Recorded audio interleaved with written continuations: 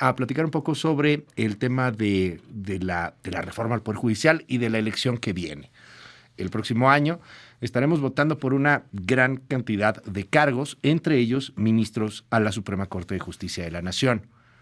El día de hoy quisimos hacer una mesa, más allá de debate, una mesa para platicar con dos de los perfiles más destacados que han empezado a circular, a moverse, a tener un reflector, pues por los antecedentes políticos, profesionales que tienen.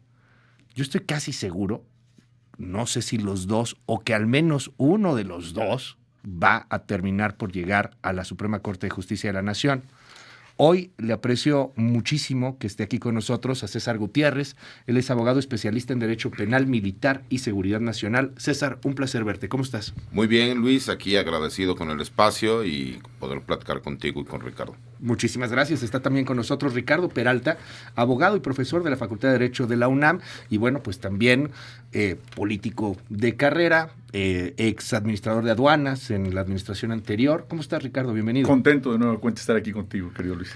A ver, ambos son de alguna u otra manera afines a muchas cosas en la Cuarta Transformación. Más allá de un debate, yo les quiero proponer lo siguiente. Hay varias preguntas que nos ha hecho el auditorio.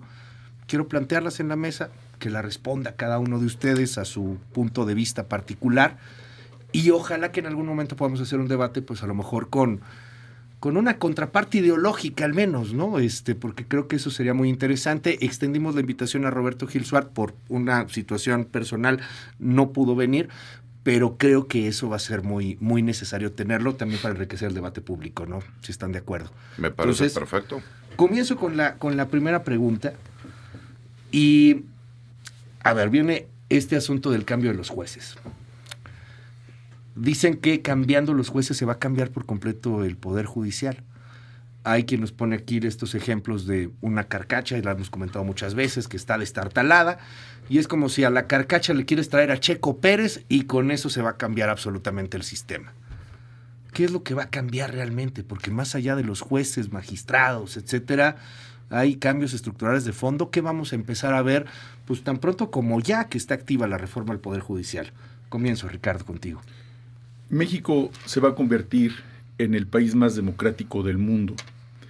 Aunque hay varias experiencias internacionales donde se eligen algunos jueces, el cambiar el sistema judicial de todo un país, empezando por la parte federal y eventualmente por la parte local, legitima sin duda a quienes van a ejercer esta noble labor de la administración de justicia, porque crea una enorme responsabilidad para quienes eventualmente van a tener enfrente la calificación de un jurado mayor, que es el pueblo. Uh-huh. Si el pueblo participa, como esperamos que suceda, si la gente que va a estar llegando a las distintas listas, que bien lo decías en varias expresiones, son 4 filtros. Todos los que estamos en el primero, porque somos los que nos inscribimos, evidentemente saldremos todos.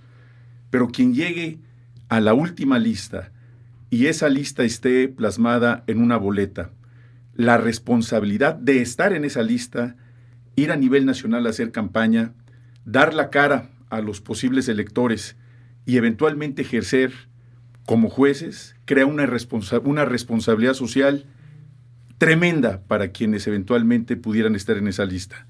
Y por el otro lado, la posibilidad de ejercer, incluso a manera de mandantes y de los jueces mandatarios, de que se cumpla fehacientemente no solamente la Constitución, sino todas las leyes que emanan de ella, y que ese ejercicio sea vigilado no solamente por el tribunal disciplinario, que eventualmente también se va a elegir, sino de frente a la sociedad por primera vez en la historia de México. ¿Va a cambiar con eso el Poder Judicial? Ese es el objetivo.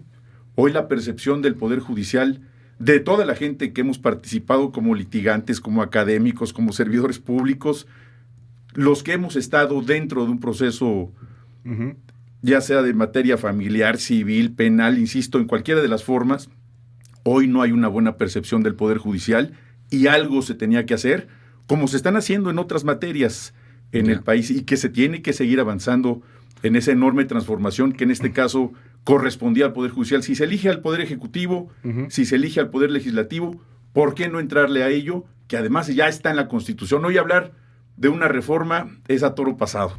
Ya está en la Constitución. ¿Qué nos dice, César? ¿Qué cambia radicalmente más allá de las personas que van a estar ahora a cargo como jueces? ¿Qué hacemos con esa carcacha que para muchos sigue destartalada? Pero fíjate, tú lo ves como una carcacha que le traes a Checo Pérez y no va a funcionar. Yo lo veo distinto. Yo mi primer carro no fue un carro del año. A mí me dieron un Volkswagen modelo 76 y yo me ponía los fines de semana a arreglarlo, a cuidarlo. ¿Por qué? Porque para mí a lo mejor era algo nuevo y una oportunidad de poder hacer las cosas distintas y no estar a pie, ¿no? En este caso yo lo veo muy sencillo. Cuando tú tienes mayor transparencia, porque es un grave problema que ha existido en el Poder Judicial, desde que las partes, ¿no?, tienen que llegar y llamarle al juez su señoría, ya hay una subordinación. Y además el hecho de la famosa corrupción institucionalizada, que esa no se puede negar. ¿Y por qué llamo corrupción institucionalizada? Porque ya la vemos como algo normal, ¿no? Que por economía procesal tienes que ir y dar una dádiva para que te hagan el oficio o para que se lleve a cabo la notificación. Y si bien es cierto, eso es mucho más común en el fuero común, ¿no? En el Foro Federal también suceden este tipo de cosas. Y además, me parece que la transparencia que tiene que existir es muy importante. Muchísimas veces nosotros no conocemos, ¿no? A lo mejor en mi caso como abogado postulante, litigante, que tengo más de 20 años, yo puedo tener más o menos una idea, ¿no?, de la tendencia para emitir resoluciones de algún juzgador. Pero para la mayoría de las personas que a lo mejor la primera vez que les toca estar en un proceso judicial, les complica porque para ellos estamos hablando de lo más importante, puede ser su familia, sus bienes, su libertad, el patrimonio, etcétera. Entonces, cuando tú te das cuenta que puedes tener la oportunidad, no solo de que las personas las cuales van a llegar a ser juzgadoras puedan hacer campaña, los puedas conocer, puedas saber quiénes son. Tampoco es como decían es que con 5 cartas de recomendación ya tú puedes ser juez. Imagínense ver a Cuauhtémoc Blanco. No, hay una serie de requisitos que la Constitución ya establece para que tú puedas participar y para que puedas ser candidato. Yo en este momento te agradezco el comentario, pero yo te puedo decir que ni Ricardo ni yo tenemos seguro ni siquiera pasar a la siguiente etapa. Bueno, ¿no? Tienen la tómbola, ¿no?, que está ahí en medio. Pero acuérdate que van pasando varias etapas, ¿no? Esperemos que se puedan dar las cosas de forma positiva, que podamos llegar y pasar todavía esa situación de la insaculación por medio de la tómbola, y entonces sí poder hacer campaña de forma directa y que la gente les convenza a lo mejor las propuestas que nosotros tengamos. Para mí es muy importante la transparencia. Creo que eso es muy importante, el que la gente sepa qué suceda. Y 2, que los abogados dejemos de ser tan alzaditos, ¿no? Que podamos hablar con un lenguaje mucho más sencillo que la gente nos pueda entender. Yo puedo entender que entre abogados y en una audiencia, pues utilicemos ese lenguaje, pero cuando estamos hablando con la ciudadanía, con las personas, que podamos explicar, me parece que ahorita hemos visto que sí se podía hacer. Hemos visto a muchos jueces, a muchos magistrados, a muchos ministros y ministras que sí han tenido apertura, que sí salen a medios de comunicación, que sí explican las resoluciones, situación que nunca lo habíamos podido ver. Hay una transformación, dicho políticamente. Hay una cuarta transformación. Esta reforma viene del López Obradorismo y del movimiento político en México denominado Cuarta Transformación. Dicen los nuevos jueces, de alguna u otra manera, pues van a deber algo a esta transformación. Su voto a la transformación. Viene una creación de un tribunal de disciplina judicial. Hay quien le dice, es un tribunal inquisitorio, cuidadito con el juez que se porte mal, cuidadito con el juez que tenga un fallo que no deba de ser, de acuerdo a quién. Y de ahí se cuestiona la autonomía al Poder Judicial. Dicen que con esta reforma y que con los nuevos jueces no veremos a ningún juez fallando en contra del gobierno, que va a estar imposible poderle ganar un pleito al gobierno en cuestión que quieras, ¿no? Fiscal, electoral, de embargos, de expropiaciones, lo que sea. ¿Qué decir frente a ello? ¿Es cierto? ¿No es cierto? ¿Cómo lo ven ustedes? ¿Van a poder fallar contra el gobierno si alguno de ustedes termina por ser ministro? Yo creo que más allá de un tema ideológico es un tema de convicción, Luis. Los que creemos que México debe de continuar cambiando, creemos también en el poder de la Constitución. La Constitución tiene más de 800 reformas, prácticamente 7 veces más que los propios artículos que la integran. Y eventualmente tendremos que tener una nueva constitución para un nuevo país, frente a los retos nacionales y los retos internacionales. La idea de fallar en contra del gobierno no es el objetivo como tal. Lo que se tiene que hacer es respetar la Constitución y poner en el centro de la Constitución a la gente. Y eso es lo que no ha ocurrido en la historia del país. Se ha convertido en una justicia de élite. Quien no tiene influencias, quien no tiene recursos económicos para pagar un abogado, prácticamente está fuera de la aplicación del derecho de la justicia. Y hoy por hoy, no solamente en el uso del lenguaje, lo vemos en clases. Soy profesor de la Facultad de Derecho hace casi 2 décadas, litigante hace más de 25 años, he trabajado para la entidad privada, para el gobierno federal, para los gobiernos locales, he sido ministerio público, conozco ambas partes del escritorio y sé lo que la gente siente. Conozco el país completito y he estado a ras de tierra. Y precisamente en los lugares más estigmatizados, en lo político, en lo económico, en lo social, es donde más cerca ahora se tiene que traer a la justicia. Se trata de acercar a la gente a la justicia y que sea un derecho que no se tenga que exigir, que se tenga que ejercer de manera natural. Entonces yo creo que hoy tenemos que romper con la idea de que quienes están aspirando a ser ministros de la Suprema Corte tienen que tener una ideología. Por supuesto que en lo personal la tenemos todos, incluido tú. Sin embargo, en el ejercicio de la administración de justicia, la única Biblia debe de ser la Constitución y no más. ¿Qué nos dices, César Gutiérrez? Uno de los ejemplos que se ponen es el famoso Tren Maya, ¿no? Alguien fallaría en los nuevos jueces, en los nuevos ministros, en la nueva corte, contra un Tren Maya, contra una obra que esté perjudicando a algunas personas, aunque el gobierno del cual emanan ideológicamente tenga pues a bien apoyar esa obra en particular, pues el ejemplo del Tren Maya, pero bueno, en el futuro habrá muchísimas otras cosas y habrá muchísimos otros gobiernos. ¿Puede un juez, un nuevo ministro fallar en contra del gobierno, aunque viene del gobierno? Si la razón y el derecho así lo señalan, por supuesto que lo puede hacer. A ver, lo importante es esto, mi querido Luis, la gente es quien va a votar por ti. Tú a la única persona que le vas a deber el hecho de ser juez, magistrado o ministro es al votante y es a quien le tienes que rendir cuentas. El que se habla de un tribunal de disciplina también es para que no veamos resoluciones que son completamente ilógicas y que no tienen razón de ser. Y el ejemplo que acabas de poner del Tren Maya, puede haber amparos que sí procedan, pero ¿cuántos amparos se presentaron de asociaciones civiles que están ligadas a grupos políticos opositores que no tenían razón de ser, no tenían legitimidad procesal para poder hacerlo y que era parte de la intención a lo mejor de algunos opositores para que el gobierno no pudiera tener ese tipo de éxito?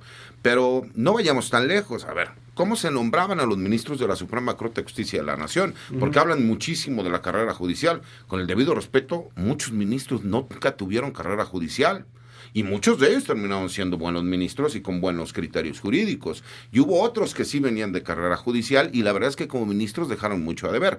Pero una realidad es que esos ministros también tenían un grupo cercano de jueces y de magistrados que cuando iban a estos famosos exámenes de oposición, pues la verdad es que eran los que terminaban siendo beneficiados. Claro, hay historias de éxito en donde muchísimos jóvenes que llegaron, ¿no?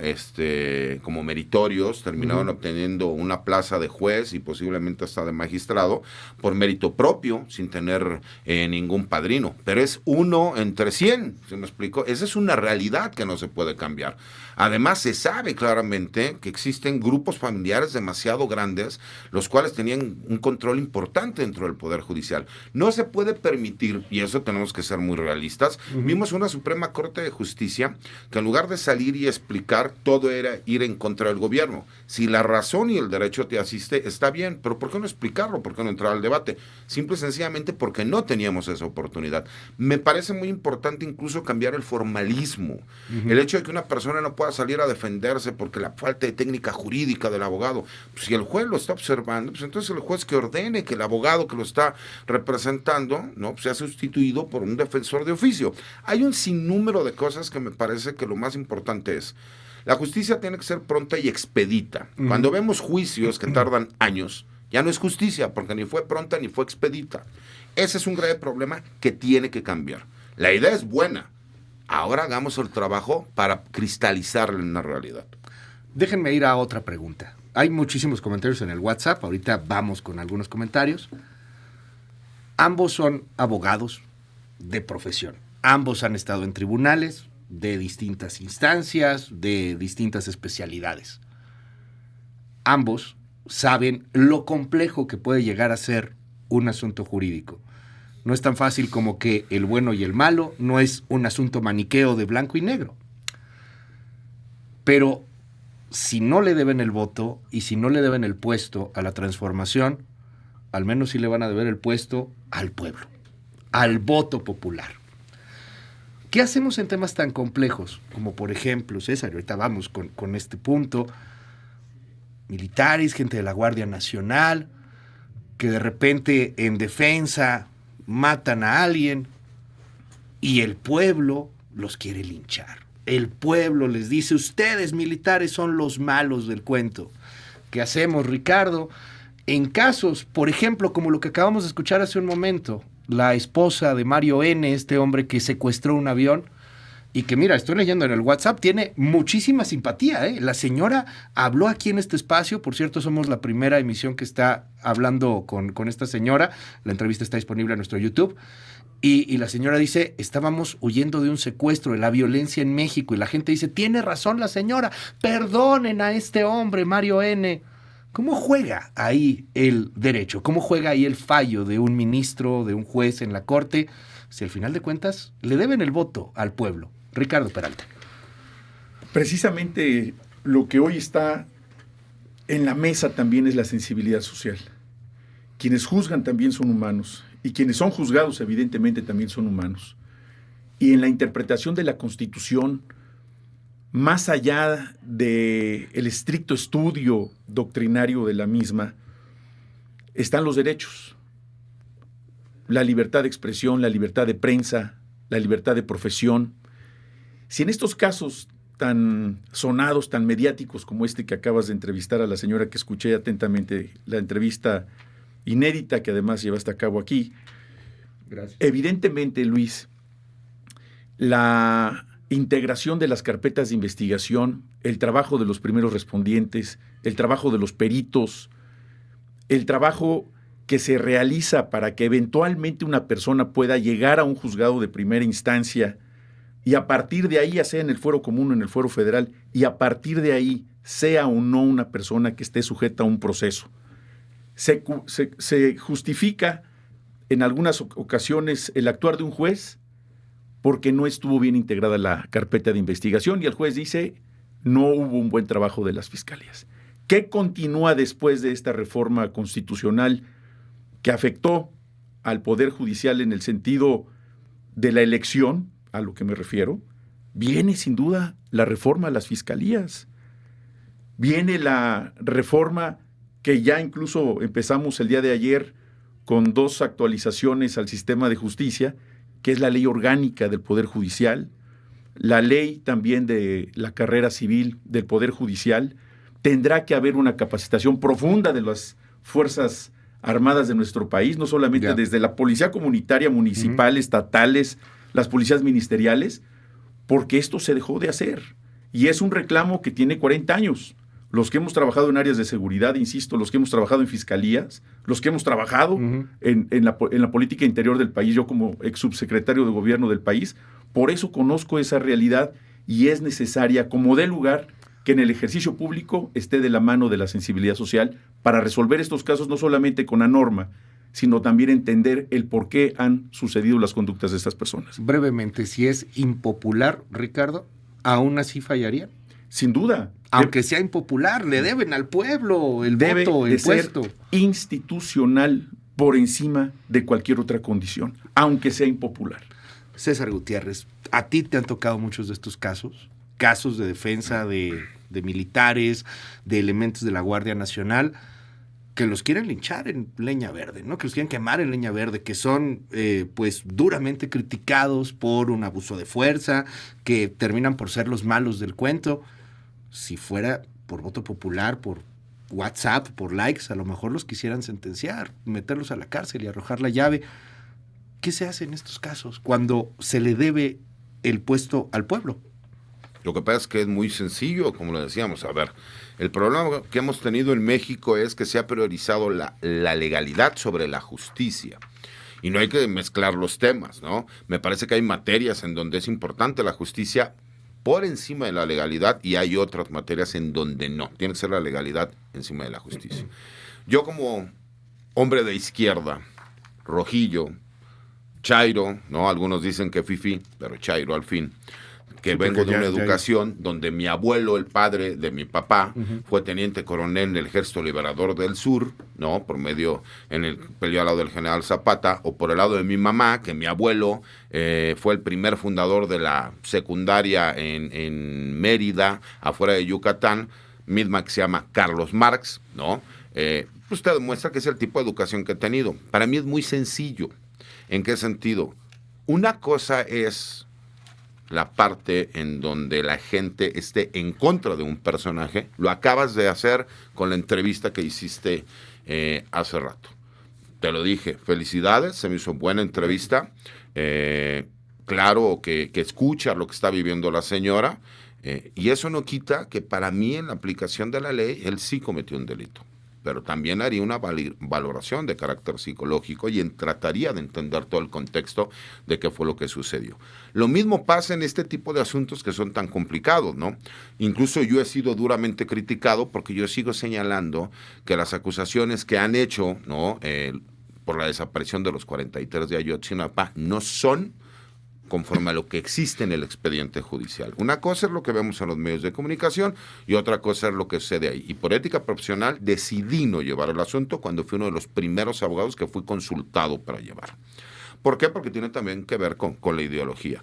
Pero esto es muy sencillo, Luis. Si tú eres transparente en cuanto a las resoluciones que tienes que emitir, no es nada más el decir, es que la independencia judicial, sí, la independencia judicial también tiene que ser cuestionada, porque a mí no me pueden venir a decir que curiosamente hemos visto a un sinnúmero de juzgadores federales o de tribunales federales que le terminan concediendo beneficios a miembros de la delincuencia organizada, a políticos de alto perfil, etcétera, etcétera, etcétera, y que dicen, bueno, es que a consideración o a criterio de este juzgador, sí, pero tienes que cumplir con ciertos requisitos y también si eres cuestionado tienes que hacer el señalamiento, ¿no? Lo pudimos ver, la Fiscalía General de la República dijo que a Víctor Garcés, ¿no? Le concedieron una medida cautelar distinta y el juez sale y explica, espérate, yo lo que hice fue concederle una medida cautelar, sí, pero de prisión domiciliaria, donde él tiene que traer un brazalete. Eso es lo que uno esperaría saber qué es lo que sucede. Y también investigarlo, porque es una realidad, mi querido Luis.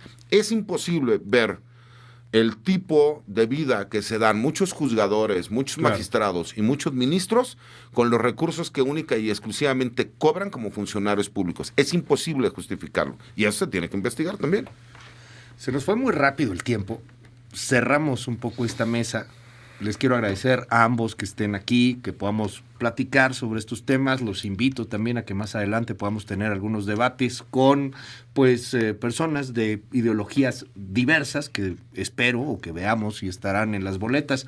Pero déjenme cerrar con este punto y con un comentario final de cada uno. Es bien complicado en este país y en muchos otros conocer a fondo el sistema jurídico. Es muy complicado en este país conocer qué es lo que hace un juez de distrito, pero un magistrado, pero un ministro, pero el del tribunal electoral, pero el del tribunal de disciplina, etcétera. Hemos salido a la calle varias veces, hemos preguntado si alguien sabe la diferencia entre senadores y diputados, por ejemplo, si sabe lo que hace el presidente municipal o el regidor, si conoce el nombre de su diputado local o federal, y la verdad es que la gran parte de las personas en este país no lo conocen, no tienen ni idea. Imagínate quiénes son los jueces de distrito que te corresponden, o del foro común, o magistrados, ¿Qué etcétera. esperan en esta votación? O sea, ¿creen que realmente la gente va a salir a votar? ¿Va a haber millones? Va a haber millones definitivamente, pero ¿cuántas personas saldrán a votar? ¿Realmente entusiasmará esto? ¿Realmente habrá un cambio, un compromiso de la sociedad sobre esta reforma? Para cerrar, Ricardo, te pregunto eso y lo que quieras comentar. Ricardo Peralta. Por sus actos los conoceréis. Y me refiero al derecho de las personas. Tenemos en este momento una crisis que todavía no llega, pero que seguramente llegará, que tiene que ver con la expulsión de nuestros mexicanos, valientes mexicanos, en el exterior. Más de 40 millones de mexicanos viven en el exterior, principalmente en los Estados Unidos. Los derechos de cada uno de ellos, no solamente al trabajo, a la salud, a la vivienda. ¿Qué va a pasar cuando lleguen a México? Hay voces en el empresariado que podrán ser empleados muchos, pero son millones los que podrían llegar a nuestro país. Si el Poder Judicial, a través precisamente de quienes puedan, y espero estar también en esa mesa donde se tomen las decisiones para salvaguardar los derechos de millones de migrantes, ojalá que verdaderamente se metan a la agenda pública, a la agenda política, para hacer justicia y coadyuvar con el gobierno, con el Poder Legislativo, frente a ataques exteriores. Pero también está el derecho de los estudiantes de nuestro país, defender la autonomía de las universidades públicas, defender a los choferes de taxi que nos vienen escuchando, a los de aplicaciones, a las trabajadoras domésticas, a los campesinos, a los sindicalizados, a la gente que en este momento tiene muy lejos el ejercicio de sus derechos. Para empezar, el seguro social. Para empezar, el derecho de que esa educación pública se amplíe para quienes tengan no solamente la necesidad, sino las ganas de estudiar. Y todo eso tiene que recaer también en la Suprema Corte de Justicia y en todos los órganos jurisdiccionales de nuestro país. Yo confío en que este proceso sea transparente, que esté cercano a la gente, que la gente salga a votar y que conozca y exija a quienes van a ser sus juzgadores. Yo estoy seguro de que eso va a ocurrir, Luis, y espero también, con ansias, de que nos invites a esos debates para que la gente elija entre las mejores posturas que se exhiban aquí en tu programa tan escuchado. Gracias, es Ricardo Peralta. César Gutiérrez, para cerrar. Mira, mi querido Luis, como bien lo señalabas, yo venía preparado para tener un debate con Ricardo y con Roberto Gil. En lo personal creo que se ha aprovechado por parte de un grupo político, ¿no?, calderonista, que está tratando como de pues influir y tratar de participar en lo que es la elección del Poder Judicial, porque veamos dos perfiles muy claros, ¿no? Marisela Morales, Roberto Gil. Y a mí me encantaría que los pudieras invitar. ¿Por qué? Porque imagínate, Marisela Morales, que fue la primera Procuradora General de la República y la última en el sexenio de Felipe Calderón, amiga directa de Genaro García Luna, protegida del general Rafael Macedo de la Concha, y que dentro de un punto importante recordemos que ella tenía una averiguación previa, que todavía eran averiguaciones previas en su momento, por haber utilizado a testigos protegidos para hacer falsas imputaciones en contra de diversos personajes. Uno de ellos, el comisario general Javier Herrera Valles, por poner un ejemplo. Y que la fiscalía, ya después, la Procuraduría General de la República, antes de convertirse en fiscalía, termina ejerciendo el no ejercicio de la acción penal en contra de ella, porque un tribunal colegiado lo ordenó así. Y un personaje como Roberto Gil, que más allá, ¿no?, de que ha sido investigado por la Unidad de Inteligencia Financiera, que fue secretario particular, ¿no?, también de Felipe Calderón, que ya ha sido senador, legislador, hay una cuestión que me parece muy importante. Tampoco se dio cuenta que Genaro García Luna era un narcotraficante. Pero hay un punto también que incluso viene en los mismos requisitos. Y te lo quería yo compartir, ¿no? Y lo hago público porque él también ha hecho algunos comentarios sobre mi persona, en donde aquí tengo la sentencia y lo voy a subir a mis redes sociales y te lo voy a enviar también, donde el 15 de abril del 2011 él es condenado, se me explicó, por delitos de lesiones, ¿no?, dolosas, y hay una sentencia que, si bien es cierto, fue conmutada por el pago de una multa, pero de 1 año y 6 meses, y a lo mejor Ricardo me desmentirá, pero según yo, dentro de los requisitos estaba el no haber sido sentenciado por un delito doloso más allá de 1 año. A lo mejor por eso no vino a la entrevista, ¿no? Vas a subir el tema de la sentencia. La sentencia. Aquí está, te la voy a compartir primero para que tú la tengas también, y lo puedas subir a las redes sociales, y para que la gente lo pueda consultar. Lo que yo digo es porque yo tengo los pelos de la burra en la mano. Incluso venía preparado porque sabía que iban a salir a lo mejor algún comentario de mi señor padre, lo dejaremos por algún otro momento, pero aquí traigo copias certificadas de la declaración, ¿no?, que hizo su chofer, Juan Galván Lara, en donde él supuestamente es quien denuncia, ¿no?, que mi padre vivía en un departamento que no podía pagar, y que por eso él denunciaba que supuestamente tenía nexos con narcotraficantes, donde él, en una declaración jurada en un juzgado federal, señala que él fue torturado, sus hijos fueron secuestrados y que a él le ordenaron qué es lo que tenía que decir. Y eso lo quería también sacar, pero tendremos oportunidad de hacerlo, ¿no? Okay. Aquí están en copias certificadas, ¿no? De hecho, ya lo estamos viendo. Y hay un sinnúmero por ahí de situaciones que me encantarían que se pudieran dar en cuanto a la discusión pública para que la gente supiera quiénes son los personajes por los cuales se podría votar para ser ministros, magistrados y jueces. Nada más aquí para poner el tema claro en la mesa, se invitó a Roberto Gil, no es que haya decidido no venir o sí venir, o sea, nunca se confirmó pues la entrevista, se extendió la invitación a muchos de los aspirantes que hoy día tienen gran reflector, entonces bueno, pues por supuesto que está abierto el micrófono absolutamente para todos, y lo que vas a subir, César, pues es fortísimo. Sí, por pues supuesto. Es una denuncia de lesiones. Claro, de y eso golpes. fue en España, no en Barcelona. O sea, Roberto Gil, dices tú, le pegó a alguien. A un mozo carabinero, allá en España, y hay una resolución judicial, a un policía. Y según yo, dentro de los mismos requisitos, pues venía completamente claro, no solo la buena forma pública, sino no haber sido sentenciado. ¿Por qué lo señalo? Porque me parece que es importante desde los requisitos que uno tiene que cumplir, ¿no? Como yo te lo decía, ninguno tenemos garantizado ni siquiera pasar a la siguiente etapa del proceso de selección. Y así son las reglas, ¿no? Y me queda completamente claro que así como a mí me gusta ser muy directo y decir, hay una situación personal sobre ciertos personajes, me parece, nada más de entrada, señalo a Marisela Morales y a Roberto Gil. Voy a subir el documento de la sentencia de Roberto Gil para que vean que lo que estoy señalando es cierto y que se revise, ¿no? Si no se cumple ni siquiera con los requisitos, pues para que continúen el proceso. Y está abierto el micrófono para cualquier réplica, absolutamente para todos, como siempre en este espacio. Les aprecio. Ricardo Peralta, César Gutiérrez, mil gracias. Gracias a ti, Luis. Saludos, Luis. Saludos, Ricardo. Muchísimas gracias. Son las 9:05 en la línea telefónica. Un poco para concluir esto de una manera un poco más independiente también, como abogado litigante, doctor Gabriel Regino. Buen día. ¿Qué tal, Luis? Muy buenos días para ti, para toda la audiencia. Y bueno, pues señalar que como lo comentaron los ministros que hace unas horas rindieron sus informes de labores, se llevan un mea culpa por no haber advertido a la ciudadanía de lo que venía con esta reforma. Vilfrido Pareto, un economista italiano, hablaba de los cambios de élites.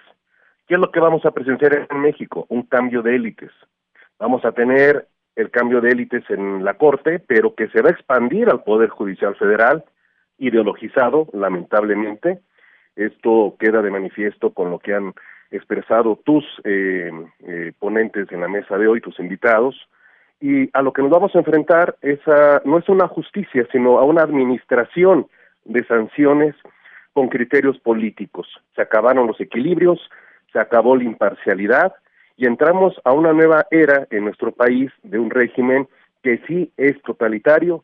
¿Por qué? Porque simple y sencillamente los comités de evaluación están integrados por personas afines al régimen, los ponentes o participantes más visibles son afines al régimen, como acaba de quedar acreditado en tu mesa, y bueno, habrá que prepararse la ciudadanía para tener una justicia ideologizada a partir del año 2025.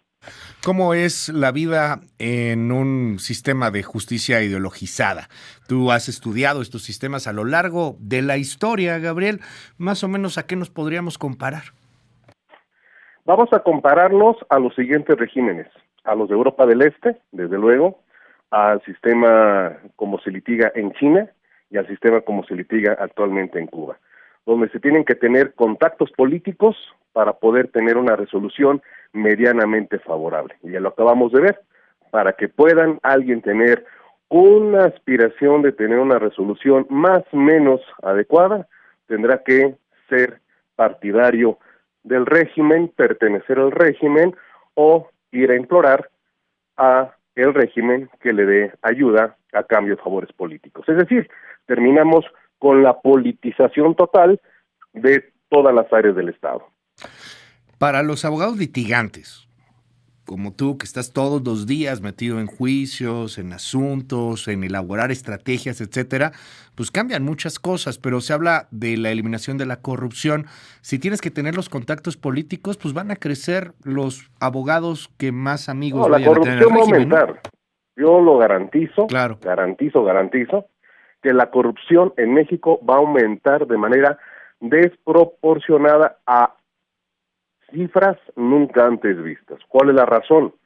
Que al tener una constitución que ha sido reformada tantas veces a modo del régimen, ahora sí que les aplica el haya sido como haya sido, esa constitución que ya tiene muchas vulneraciones de derechos fundamentales, pues entonces podrá ser interpretada por el régimen a su modo, de tal suerte que la corrupción para poder resolver casos va a consistir en el número de contactos que se tengan en el régimen, en los jueces nuevos, magistradas, magistrados, ministros, y además en la posibilidad de que obtengan dividendos económicos. Y lo vamos a ver porque la historia así lo ha mostrado. Doctor Gabriel Regino, uno de los mejores abogados penalistas en este país. Te mando un abrazo, doctor. Gracias por la comunicación. Fuerte abrazo para ti y para toda la audiencia.